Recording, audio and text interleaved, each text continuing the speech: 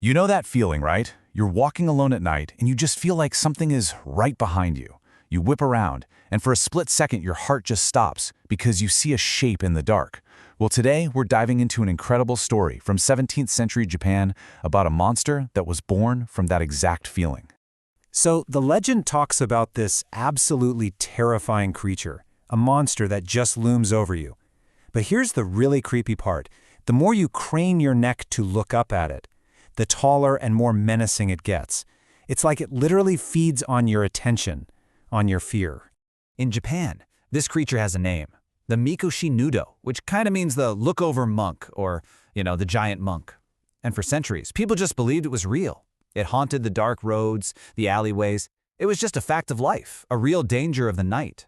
That is, until one really sharp scholar back in 1686 decided, there has to be a better explanation for this.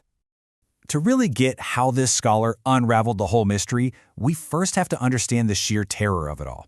So let's step into the shoes of a man who came face to face with this thing and barely lived to tell the tale. Our story starts, like so many good ghost stories do, on a dark night in a big city. We're in old Kyoto, a place with all these winding streets and deep, deep shadows. And there's a man, just trying to walk home, completely alone. So the man at the heart of this whole mystery is a townsman named Suketaro, and his story, which got written down in a famous collection of tales, would end up being the key to figuring out what was really haunting the streets of Japan. So as Suketaro was walking, he got that classic prickle on the back of his neck. He turned, and there it was, this towering, bald-headed figure, a monk of impossible size, just looking down on him. Panicked, he looked up and up and up, but the creature just kept growing, stretching higher and higher into the night sky. He did the only thing he could think of. He ran. He fled in absolute terror, didn't stop until he collapsed right at his own front door and just passed out cold.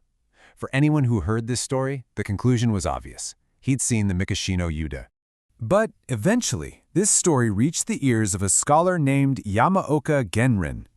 And where everybody else saw a supernatural monster, Genrin saw a perfectly natural illusion. He didn't hear a ghost story, he heard a riddle, and he was ready to solve it.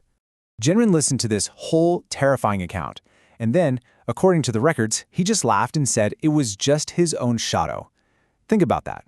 With that one simple sentence, he challenged centuries of folklore with nothing but pure logic. Okay, so how could a simple shadow cause such a powerful, terrifying reaction?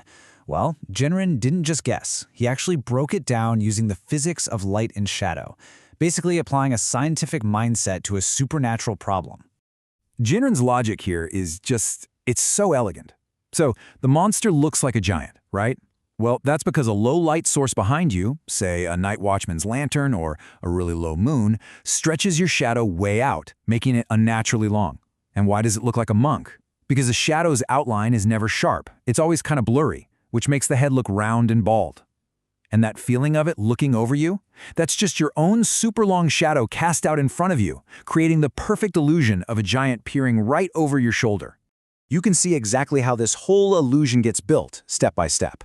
First, you've got a light source, low and behind you. Second, your body blocks that light and casts a long, distorted shadow.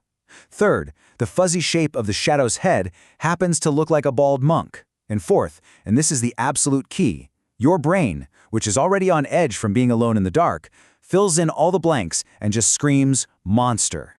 But Genrin's explanation was so much more than just a physics lesson.